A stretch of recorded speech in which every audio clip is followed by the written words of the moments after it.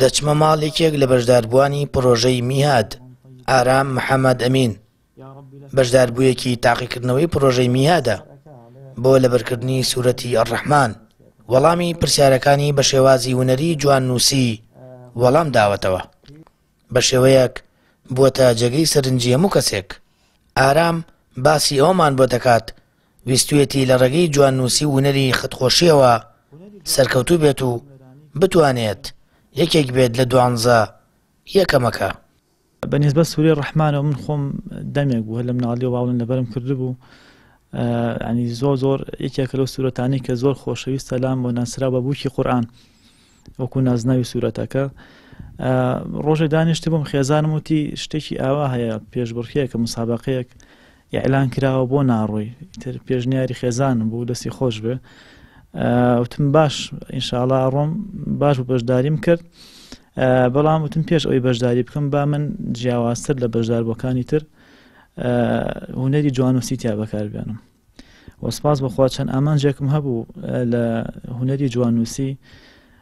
یەکێک لەوانەی با بڵێن ئەوە بوو بتوانم کەلامی خوای گەورە بە جوانترین شێوە بۆ شێوازی کە زۆر شیرینە لە بەرچاوی خەڵکی بخەمە پێشاوی خەڵک و خەڵک هەم چێژ لە نووسینەکە و چێژ لە قورئانەکە ببێنن. ئارام لە ڕێگەی جوان نووسیەکەیەوە هیواخوازە لە یەکەمەکان بێت و یەکێک بێت لەو کەسانەی سەفەری عومرەی بەنسیب بێت. ئەوەش دەڵێت لە کاتی سەرکەوتنی و بەدەزێنانی پلەی یەکەم تەنیا سوژدەیەکی شوکرانە بۆ خوای گەورە دەبات. وەڵا ئەمرە ئاواتێکە، ینی زۆر دەمێکە بۆ ئاواتم کە بڕۆمە مەکە و بڕۆمە دیداری خزمەت سەروەرمان. ینی زۆر چۆنەڵی هەوڵم بۆ داوە پێشتر، قەدەری خوا نەگونجاوان پێشووتر هەوڵم بۆ دا، بەڵام پرۆسەی ژنهێنان هاتە پێشەوەتم خۆ ئەیان خۆت ئاگاداری ئەم پرۆسەش لە پێناوتووە بەجێ گێرم پرۆسەی چوونە ئەمرە، ینی بە هۆکارێک بکەی بە نەسیبم. هەوڵمدا شێوازێک لە جیاکاری بهێنمەدی لە ئەم نووسینەدا نووسینەری جوانووسی بەشکم بتوانم هەم قورئان شیرینتر بکەم لە بەرچاو خەڵکی و بتوانم خۆم پێی سەر بکەم لە ناو بەژاربووەکانی ترا بتوانم ئەو جایزە بەدەست بێنم. وەڵی هەستێکە، یعنی چۆنەڵێ دەرون ناتوانم داری ببڕم، تەنها ئەوەیە سوژدەیەکی شوکرە بم بۆ خوای گەورە و زۆر سپاسی خۆ ئەکەم. ئارام دەرچووی دانەمەجرا و 5 ساڵە ژمێریاری زانکۆی سەلاحەدینی تەواو کردووە.